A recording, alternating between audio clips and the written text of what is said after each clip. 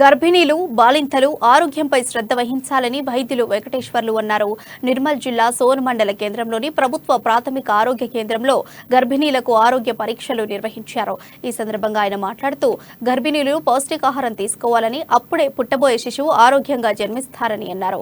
ఆసుపత్రిలో మెరుగైన వైద్య సేవలు అందుబాటులో ఉన్నాయని, ప్రభుత్వ ఆసుపత్రిలో ప్రసవిస్తే కేసీఆర్ కిట్టు కూడా అందిస్తారని తెలిపారు.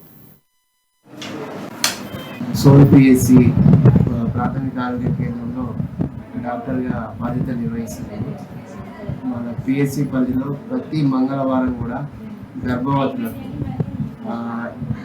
గర్భవతుల పరీక్ష మరియు వాళ్ళ రక్త పరీక్షలు, స్కానింగ్ రిపోర్టు చూడటము, వారికి ఏమన్నా సమస్యలు ఉంటే వాటికి తగిన ఔషధాలను ఇవ్వడము మరియు పిండ యొక్క ఎదుగుదలను అన్నింటినీ కూడా ఇక్కడ చెక్ చేయబడుతుంది.